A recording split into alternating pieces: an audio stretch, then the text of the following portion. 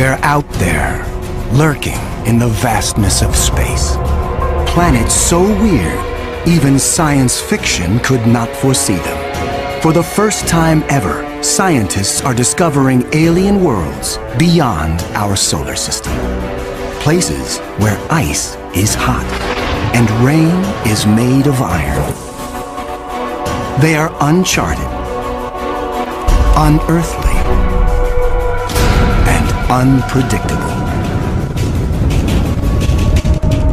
And somewhere, hidden among these strange new worlds, scientists seek the greatest discoveries of all.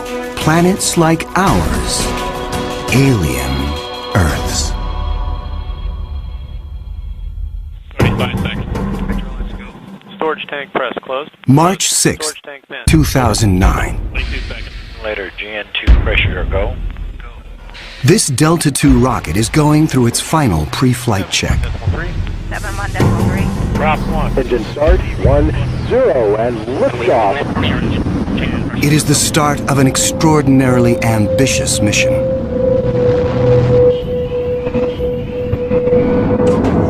The Kepler Space Observatory is hunting for planets like Earth within a region of 100,000 stars.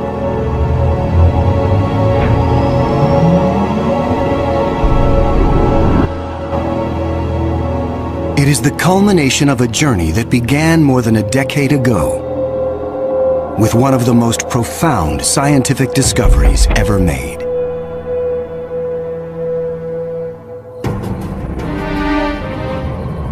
(1995). Swiss astronomer Michel Mayor and his team make a routine observation of stars in the constellation Pegasus, located 50 light-years away. But the instruments show something strange. One star is violently lurching and wobbling. What we discovered, it's one of these stars have a velocity changing with time. What is powerful enough to disturb a star the size of our sun? Mayor offers a radical answer: a planet. But no one has ever seen a planet around another sun-like star. Problem in detecting planets around other stars is that as a planet orbits a nearby star, that planet gets lost because of its feeble light in the glare of the very bright star. In spite of the odds, Mayor relies on his data and is convinced the wobbles are caused by the gravitational pull of an orbiting planet.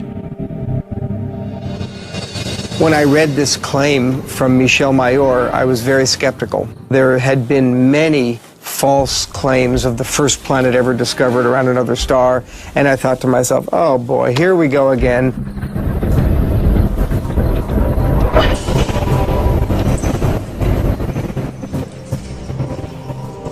So I decided to observe the star on 4 consecutive nights. And stunningly, the star was shown to wobble exactly as Michel Mayor had said. Michel Mayor and his teammate Didier Queloz announced their discovery. It rocks the scientific community. They had found for the first time reproducible, confirmable evidence of the existence of a planet around a sun-like star.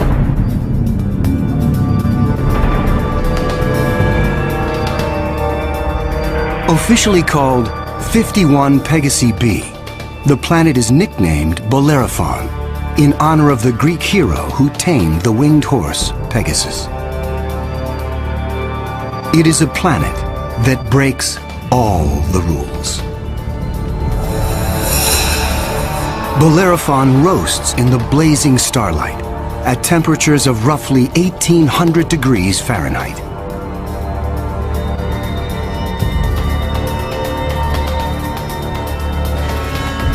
It is nearly 150 times more massive than Earth and is a gas giant like Jupiter.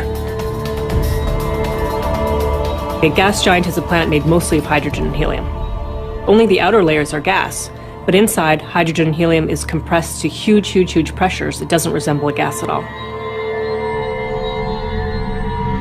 Unlike anything found in our solar system, this is an entirely new class of planet, what scientists call a hot Jupiter. If you go to Hawaii and see the lava flow there, that's how hot a hot Jupiter is. It's very, very hot. The Earth is a comfortable 93 million miles away from the Sun. These hot Jupiters are roughly 100 times closer, and so the amount of sunlight that they get is 10,000 times larger. If this represents a star, and this a hot Jupiter is 3 to 4 stellar diameters away from the star. So that would be 1, 2, 3. This is how close a hot Jupiter would be to its star. Hot Jupiters are tidally locked. They present the same face to the star at all times, just like the moon does to Earth. It's going to be permanent daylight on one side and permanent nighttime on the back. If I were stuck on a hot Jupiter, I'd want to be on the back side and hope that some of the heat from the front side facing the star would make its way around the back.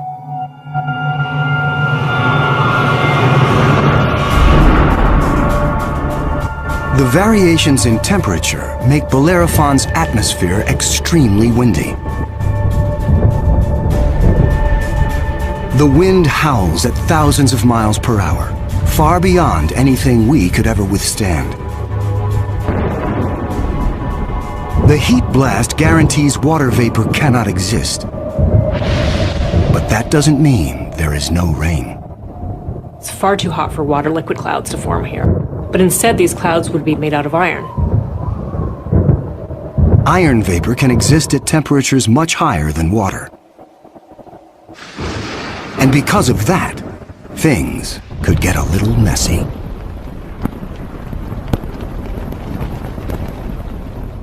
You better have an umbrella that's pretty sturdy, because the iron is going to start coating your umbrella very rapidly and making it extremely heavy and just crush that umbrella.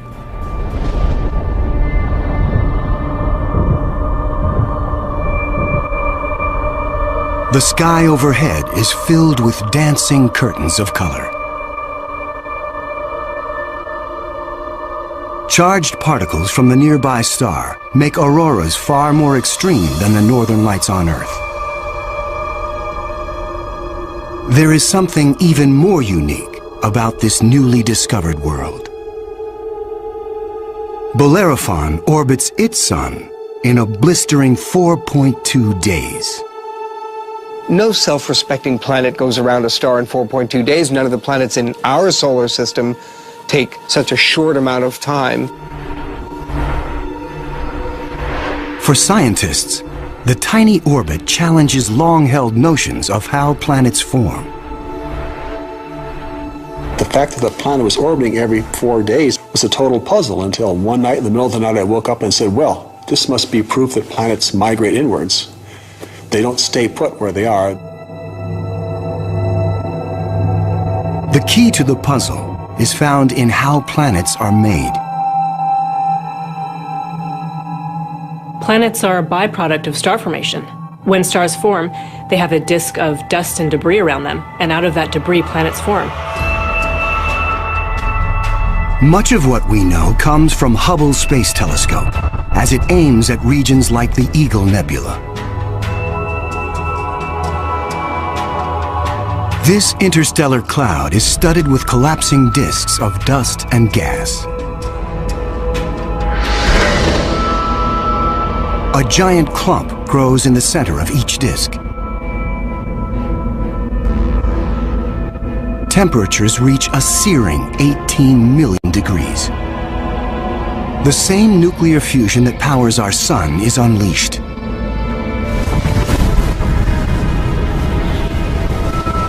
The star is born. Radiation from the star generates a stellar wind that sweeps away leftover dust and debris. Some of the dust survives and remains in orbit around the newborn star. Over millions of years, the dust sticks together, forming knots that grow into asteroids, and the asteroids grow into planets.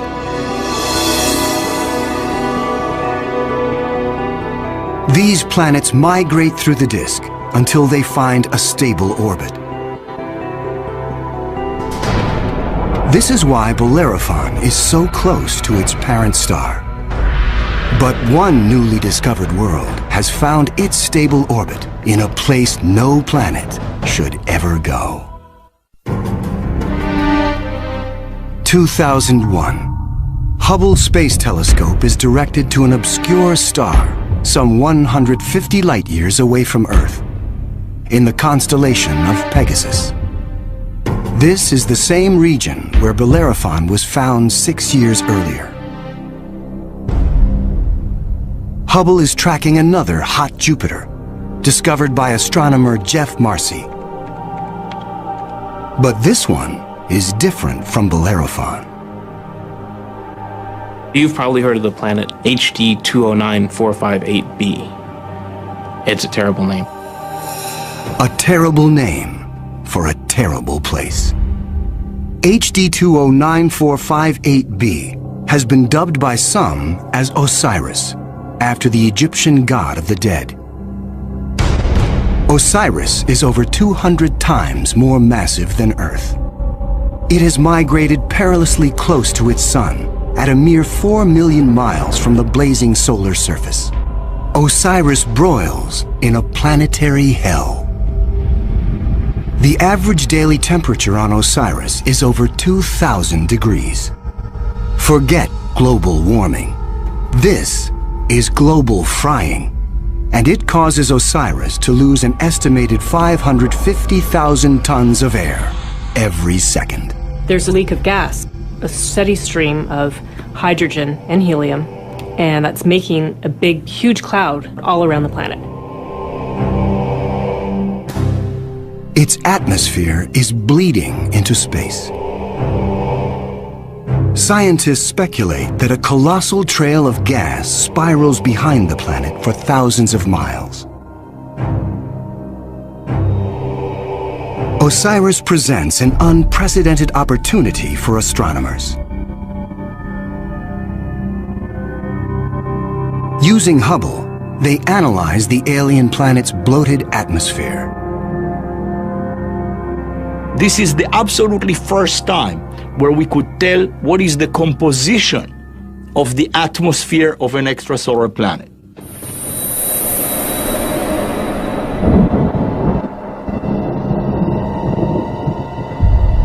Surprisingly, Hubble detects many of the basic chemicals needed for life. Sodium, carbon, hydrogen, and oxygen. But Osiris is far too hot for life as we know it. There may be other forms of life, however, that thrive on higher temperatures. But there's no solid surface as we know it on a hot Jupiter. So this life would have to be just tiny little microbes floating around on aerosols. And on our own Earth, we have life that floats around in our atmosphere. But that life didn't start there. So life almost certainly would not exist on hot Jupiters. Astronomers have discovered many hot Jupiters since Bellerophon was found in 1995. But conditions on these worlds rule them out as places where the drama of life can unfold.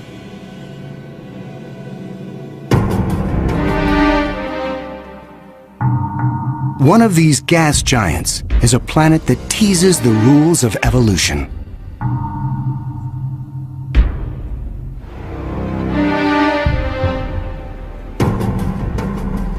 Astronomer Jeff Marcy discovers something shocking about a planet orbiting a star called 16 Cygnus b, located some 70 light-years away in the constellation of Cygnus, the Swan.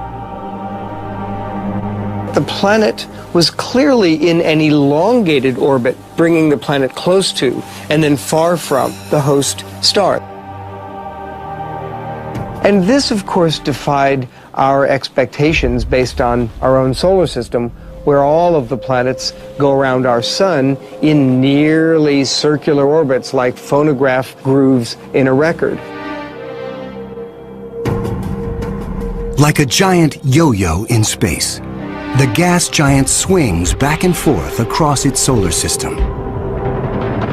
That is like the Earth swooping 25 million miles closer to the Sun, then slinging past Mars, all the way out towards Jupiter every year.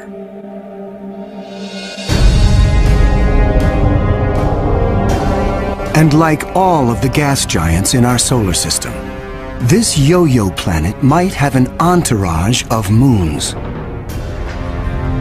Marcy speculates that one of these moons could be similar to Earth. And here's where the interesting story begins. Imagine a rocky moon with lakes, oceans, maybe streams and waterfalls on the surface. The moon orbiting its planet, the two of them orbiting the host star. Unlike the airless moon that circles the Earth, this moon is a world with extreme seasons. On Earth, the seasons are caused by the tilt of our planet. Here, they are caused by the elongated orbit. These poor planets that are in these elongated elliptical orbits suffer terrible changes in their climate throughout a year. As they make their closest approach, the yo-yo planet and its moon are blowtorched by the star. Summer begins. The atmosphere on the Earth-like moon is savaged with raging storms. Category 5 hurricanes on Earth are tiny eddies compared to the monster vortexes that form here.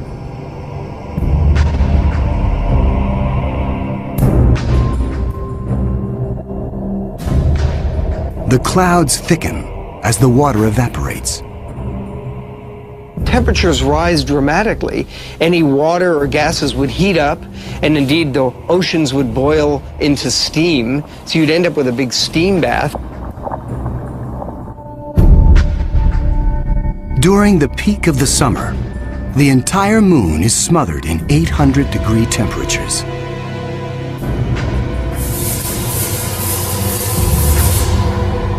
This is the closest approach to the star. During its 26-month orbit, the summer season is barely 2 months long. But what a season!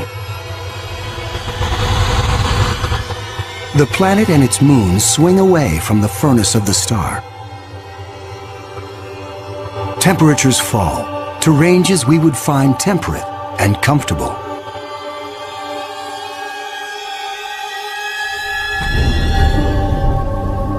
With the coming of fall, the rains return to the parched and roasted moon. Dry ocean basins are replenished, and the seas rise to form new shorelines. Tranquility prevails as the yo-yo planet and its moon slip into the deep freeze of winter. Now, over 200 million miles from the star, the daytime sky is dark. Temperatures hover around 260 degrees below. Winters are long, lasting 17 months. With the coming of spring, the sun looms large in the skies over this hapless moon as the ice cracks and melts violently. Huge icebergs calve into a stormy and fast-rising ocean.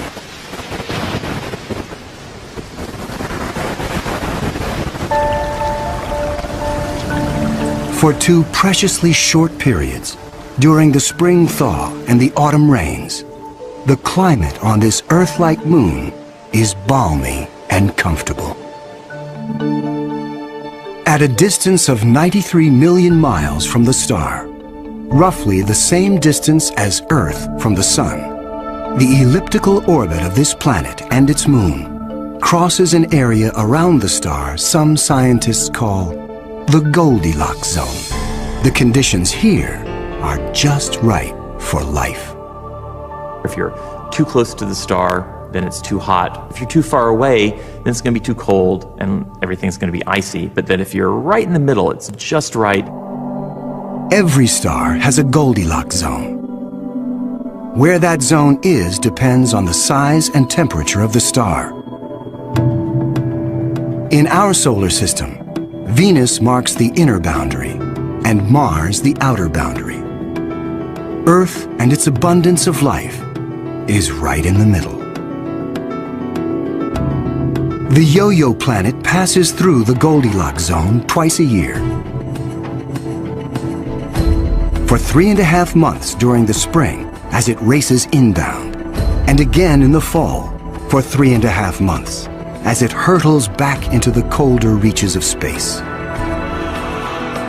Could life survive the conditions outside the Goldilocks zone? There could be life forms that are smart enough to hibernate, as do animals on the Earth during the winter season. If this sounds fantastic, I offer you the tidal zones on the Earth. On the tidal zones, life proliferates, of course, near the seashore, and they do so despite tides. The water coming in, covering many of the life forms, the water going out at low tide, and yet those species survive perfectly well. The strange cycle of the Yo-Yo planet's orbit creates fleeting conditions suitable for life, but also for death. Some alien planets are even more bizarre.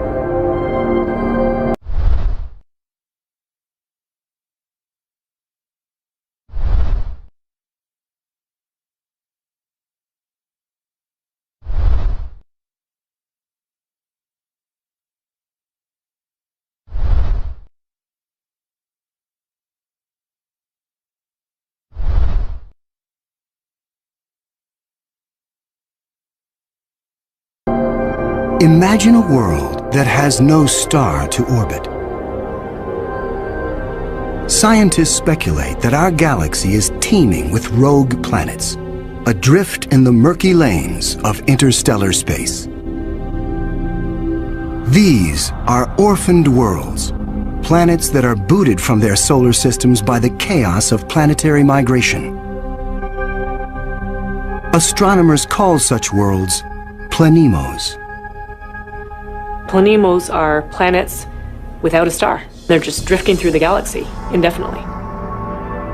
What massive force would it take to kick a planet out of the solar system?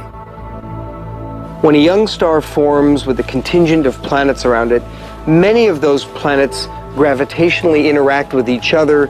They yank on each other, slingshot each other, so that one of them is ejected from the planetary system, voted off the island, if you will. If you were, unfortunately, a resident on a planet that was kicked out by a collision or a near collision with another large object, you'd probably rapidly move out of the habitable zone. There are hundreds of billions of these lost, wayward, poor, wandering planets out in our Milky Way galaxy with no parent star to warm them up. Cold, dark, quiet. Because planemos have no sun, they are worlds without days or years. They keep vigil through an eternal night. Planemos are solitary wanderers, sentinels of the galaxy. Just because it's out there drifting in space doesn't mean a planemo is dead. If the planemo is a rocky world, it could well have life on it. A small rocky planemo without an atmosphere will slumber in extreme cold, far colder than the coldest winter day on our own South Pole. But a planemo large enough to retain an atmosphere traps the heat generated when the planet was first formed. It is the ultimate greenhouse effect. The heat and energy comes from the molten core deep inside the lonely planet. If the Planemo is a gas giant like Jupiter, it may have a system of moons. The gravitational pull between the Planemo and its moons creates friction, causing the interior of the moons to stay warm. These moons could also have life on them, in the same way that Jupiter's moon Io has volcanoes and has a lot of heat energy being generated by interactions with Jupiter and the other moons. If anything lives here, it will be single cells, like common bacteria found on Earth. Not complex life forms. Without a sun to provide photosynthesis, these tiny organisms derive their energy from the chemistry in the soil of the Planemo, or its moon.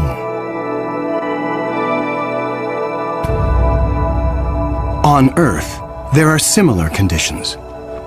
Colonies of bacteria are found deep within mine shafts in South Africa. They have no access to oxygen nor light, and survive entirely on the chemicals they make from the surrounding dirt. Their metabolisms are extremely slow, and they reproduce only once every 1,000 years. If life dwells on a sunless Planemo, it could be organisms like them, marooned when their planet was young. While Planemos slumber undisturbed, there are worse places to be in the universe. Like in the company of this lethal pulsar, some 980 light-years from Earth, in the constellation of Virgo. From afar, a pulsar looks like a blinking light. But up close, pulsars machine gun their surroundings with deadly radiation. They are no place for planets. Yet something interferes with the precision of this pulsar. One explanation is that the anomaly is caused by a planet. But many astronomers are skeptical that planets orbiting a pulsar can exist. The reason that's a problem is because pulsars are formed in these incredible explosions. When a red giant star explodes, a titanic fireball known as a supernova unleashes as much energy in 1 minute as our sun generates in its lifetime. When a star goes supernova, the shockwave is so immense it's hard to imagine any planet surviving that. When the cosmic dust clears, all that remains is the crushed core of the red giant, pulsing in the heart of an expanding debris field.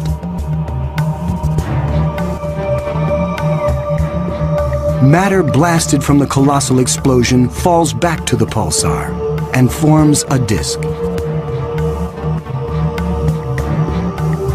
Within this chaos, a new world arises, born of fire and destruction. A planetary zombie raised from the carcass of the former red giant star. It's amazing that planets could form in that environment. A planet orbiting a pulsar will give you the feeling of being in a disco bar with a very strong strobe light, which is the pulsar. Radiation from this stellar beast breaks down the organic molecules needed for life. The pulsar has these very strong magnetic fields that are being spun around as the star is rotating quickly, and it's picking up any material, electrons, protons, and speeding them up and slinging them out at high speed. So it's like a solar wind with a vengeance. I can't imagine that there would be much of an opportunity for even simple life, microbial life, to emerge and to flourish on a planet around a pulsar. Largely because if you were in the pulse, you'd be severely energized, and if you were not in the pulse, you would be completely devoid of energy. The discovery of pulsar planets shows how new worlds can form in the wake of a star's destruction. No matter where a planet arises, the process of its birth is fraught with danger. Sometimes, the violence is so great, the end of the world comes before the beginning. 2007. Astronomers using the giant Gemini North telescope make a strange discovery in the Pleiades cluster some 400 light-years from Earth. A star known only by its catalog number, HD 23514, is surrounded by a giant donut-shaped cloud of dust and gas. The star in the middle of the donut shape is about 100 million years old. A cosmic toddler in astronomical terms. Our Sun is 45 times older. The conditions are perfect for planets to form. But spectral analysis finds something strange. The dust is utterly pulverized. Typically, a newborn star is surrounded by fledgling planets. Planets form around the young star in a protoplanetary disk of gas and dust. And then these planets go on their merry way orbiting the star, not realizing that they're in an orbit that's too close to another planet. Millions of years ago, two primordial planets orbiting HD 23514 are spinning toward doom. As the two worlds close in, tidal forces torque each planet from spheres to egg shapes.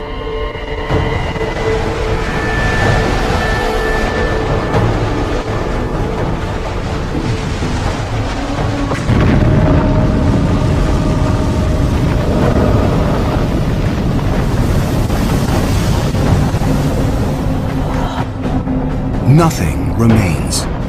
The two worlds are annihilated, creating the dust and debris seen around star HD 23514. 4 billion years ago, a similar apocalypse came to Earth. A Mars-sized planet forms in roughly the same orbit as the newborn Earth. Like the planets at HD 23514, Earth and this Mars-sized body are barreling toward each other. If you happen to be unlucky enough to be standing on a growing planet when it was in the process of still becoming the Earth, you might wake up one morning and notice that the sky was getting darker and darker as a Mars-sized body was coming at you within a period of less than an hour.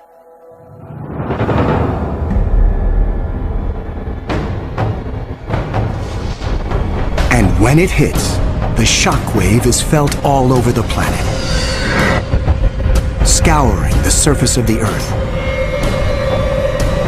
The collision obliterates one side of the planet. Molten rock sprays out into space. The entire globe is peppered by meteors and noxious vapor. It would actually make hell look like a Bahamas vacation.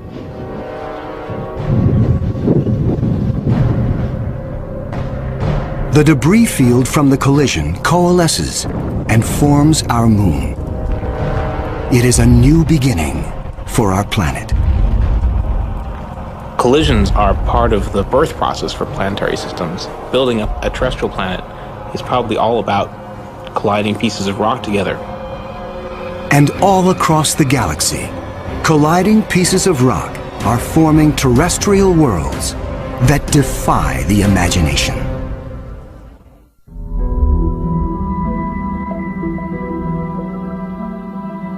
There is a new planet out there, a planet we were not aware of existing before.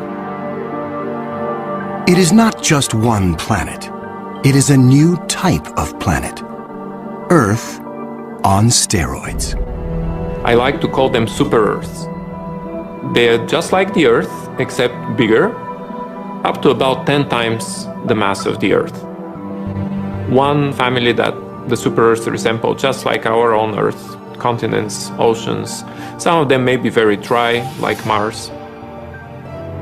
And then another family that we call water worlds or ocean planets that are completely covered with water.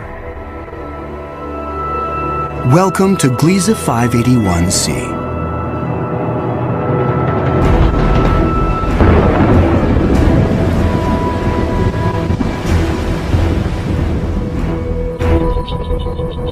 This planet was found by Michel Mayor, and it orbits with 2 other planets around a very small star.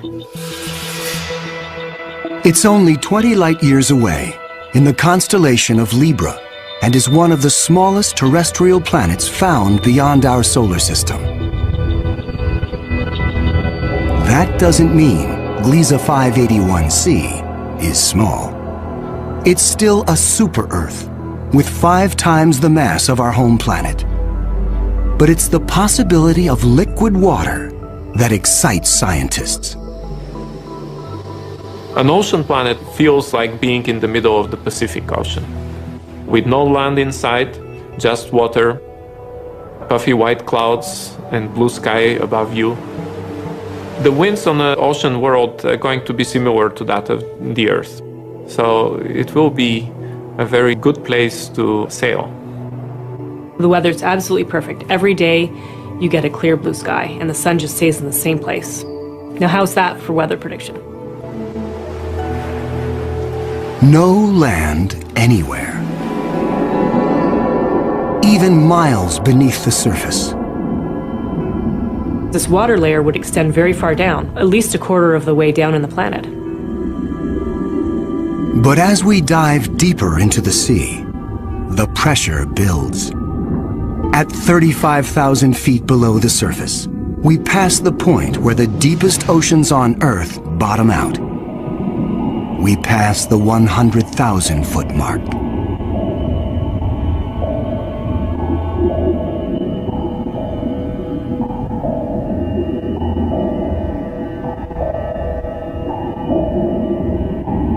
The pressure is so great, water itself begins to take on surprising new forms. At a depth of 10 times the greatest ocean depth on Earth, we reach the bottom. When you have a large amount of water, then at the bottom of an ocean, you will form very high pressure in excess of 1 million atmospheres. And that pressure will compress the liquid water, that is the ocean, into a state which we call ice 7.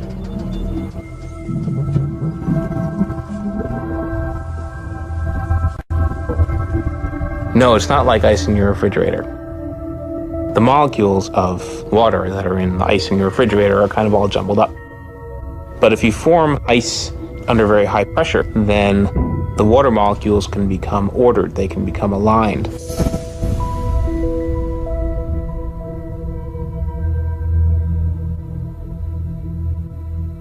I can show you a crystal that is a very good analog to ice 7. This is halite, also known commonly as rock salt. Ice 7 may exist within our own solar system. Europa, a moon of Jupiter, could possibly have a mantle of liquid water surrounded by a thick, icy crust. The pressure from the crust is so great that Ice 7 might exist deep within these uncharted seas. If we scale up and thaw out Europa, it could be a water world similar to Gliese 581c. One could imagine that life could emerge on a water world. After all, water is essential to life on Earth. Everywhere on Earth where there is water, there is life. You cannot find a sterile drop of water on Earth unless you put it in the microwave yourself. On this water world, there could be bacteria or any kind of life in the ocean itself. But not all of the super-Earths are water worlds teeming with life. When we talk about super-Earths, we talked about two major families of mostly rocky with some water and mostly water with an endless ocean.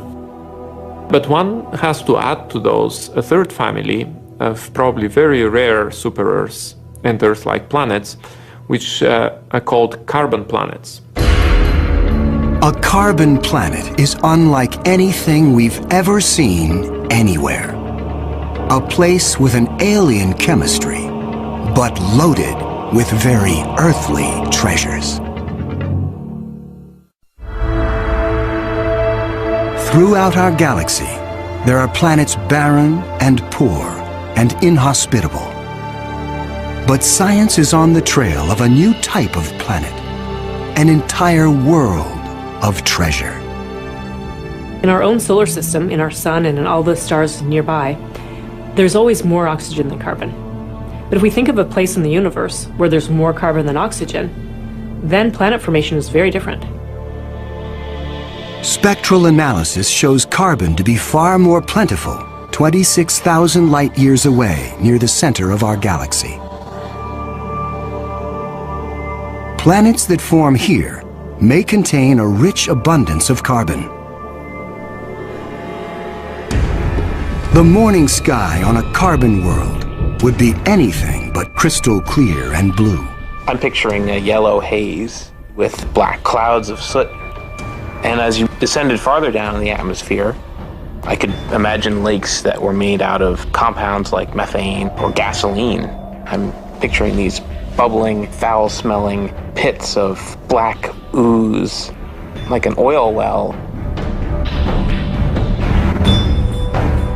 With little or no water in the atmosphere, the air is made of carbon compounds.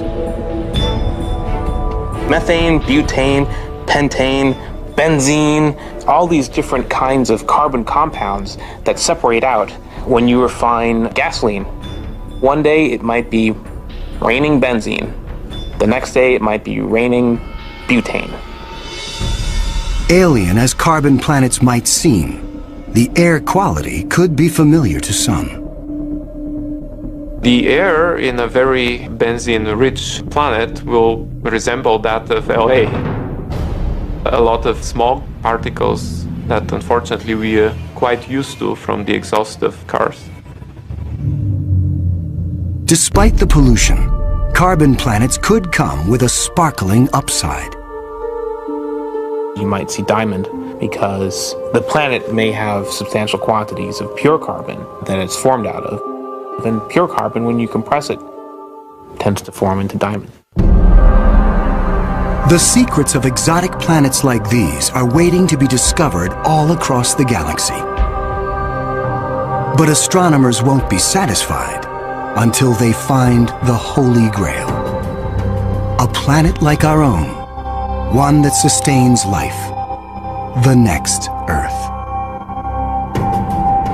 People always ask me, do I think we're going to find another planet like Earth? And I answer, absolutely. Every star probably has planets roughly the same size as our Earth. We think that essentially every star has several Earth mass or super Earth mass planets. So if you have, say, 200 billion stars in the galaxy, that may mean there are 400 billion Earths in the galaxy or more. 400 billion Earths. The Kepler Space Observatory is the first instrument capable of finding one of these planets. Kepler is looking at the constellation Cygnus in the night sky at 100,000 stars, taking picture after picture after picture, minute after minute.